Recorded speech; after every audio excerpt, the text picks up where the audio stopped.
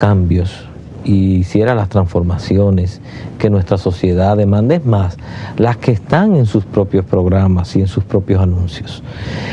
Por ejemplo, yo sería el primer dominicano abanderado de que desde aquí se hiciera una verdadera profilaxis en materia de lucha contra la corrupción, y si el presidente Fernández lo hace, tiene no solo humildemente mi apoyo en una lucha contra la corrupción. Si el presidente Fernández asumiera la bandera de pagar la deuda social que hay con nuestra población en materia de educación, salud, yo fuera el primero que apoyara todas las medidas que van en ese sentido. O sea, no es nada personal, como no es nada personal con Hipólito Mejía cuando fue presidente, ni con el doctor Balaguer cuando fue presidente. Uno tiene la madurez para darse cuenta lo que son cosas personales y lo que es diferencia de ideas y de actuación.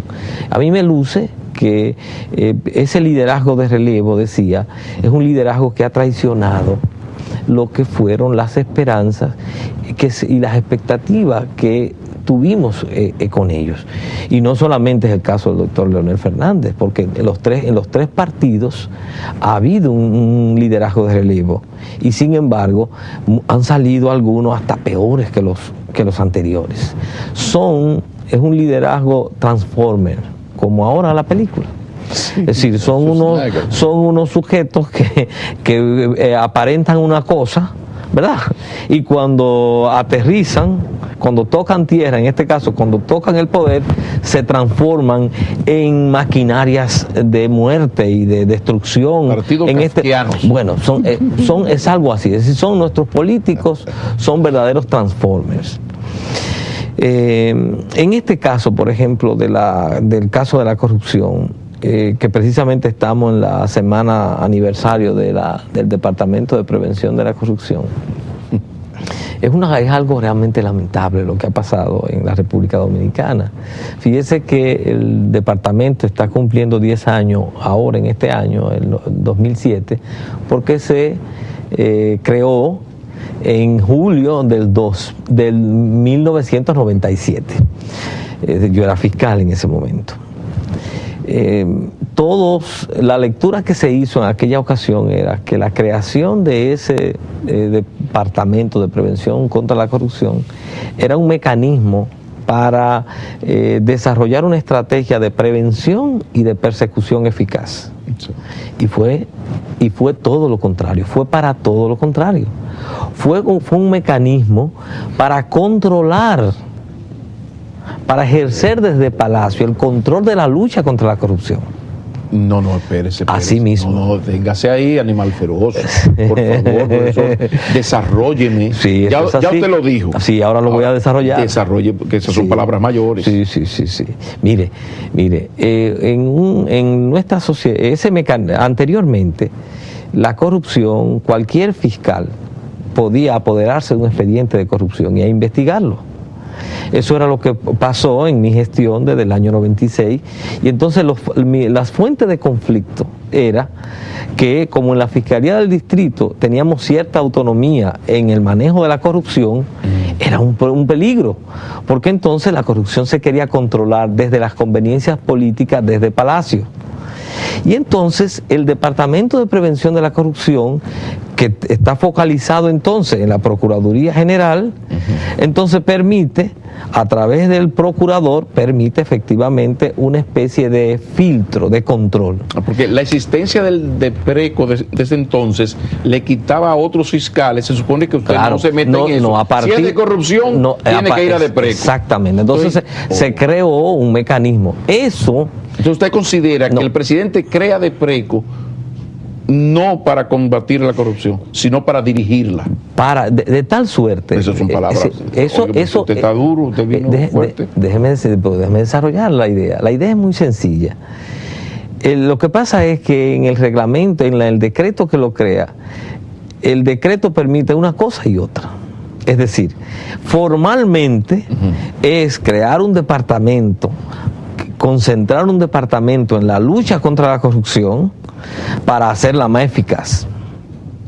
Pero en los hechos, como vivimos en un estado en el cual lo que se ve no es lo que es, porque vivimos en un estado de mucha simulación, en el fondo era una forma de mantener desde Palacio el control de los expedientes de corrupción. Eso es lo que explica la renuncia del incumbente. No, eso es lo que explica la renuncia de Justo Pedro, finalmente. No, del incumbente de Exactamente. Despreco, no de usted. ¿Por qué? Porque él recibía los expedientes, los investigaba, pero él no podía darle curso si no venía una orden de Palacio o si no había una seña.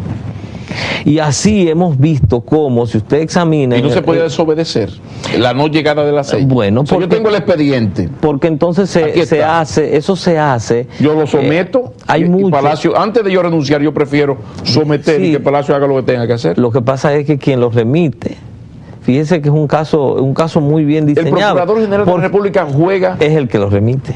Y tiene que ser... Despreco, vamos por parte, porque yo soy de Vanilla, ven al paso. O sea, Despreco preparaba el asunto y se lo envía al procurador. Sí. Claro, si el procurador no le da curso, el Despreco vive enviando, preparando expedientes y enviando, y no pasa nada. Como los 56 expedientes de los que habló al inicio del gobierno Danilo Medina, de que iba a temblar el país. Exactamente. Entonces, ¿qué resulta? Que como el jefe del Despreco es un abogado, ayudante del procurador, él estaba sometido al control, porque él no tiene la iniciativa. Claro. Él está sometido al control del procurador. Y el procurador está a su vez sometido a la obediencia del presidente de la República. Entonces se crea un canal muy directo a través del cual se podía controlar.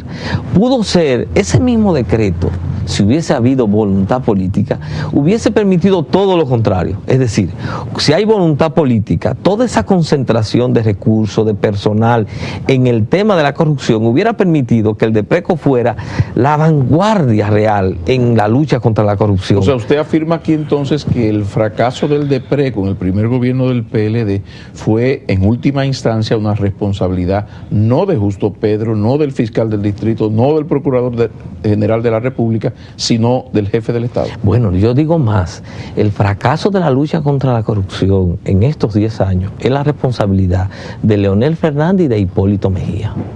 Son ellos dos los responsables de ese fracaso, de una parte, porque otra parte la tiene el Poder Judicial, porque debemos darle a cada uno su parte. Pero yo tenía entendido que había mejorado muchísimo. No ha mejorado muchísimo.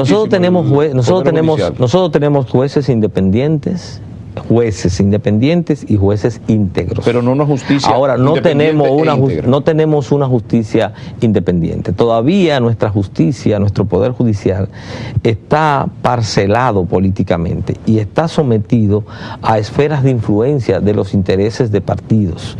Y eso hace entonces que esa influencia se pueda entonces manifestar en las decisiones. Finalmente, doctor Guillermo Moreno García, que como sospechaba, se nos fue el tiempo y se nos han quedado muchísimos temas. ¿Cómo usted ve la democracia dominicana más allá del 16 de mayo del 2008?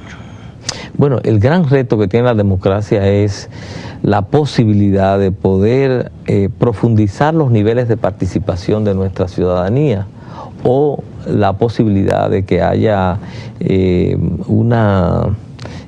malestar, porque hemos venido llegando a una situación en la cual hay un gran desencuentro entre los ciudadanos, la necesidad de participar y las posibilidades que este sistema democrático da, sobre todo en este manejo. Por ejemplo, ¿qué ciudadano aquí se siente hoy día representado a través de esos diputados, senadores, regidores, síndicos? Entonces es un diseño democrático en el cual parecería que el poder no está en el pueblo, sino que el poder está en los órganos que el pueblo elige. La partidocracia a la cual su amigo Leonel Fernández se refirió hace poco. Muchísimas gracias, doctor. Bueno, ya habrá tiempo para que se nos quedaron muchísimos temas.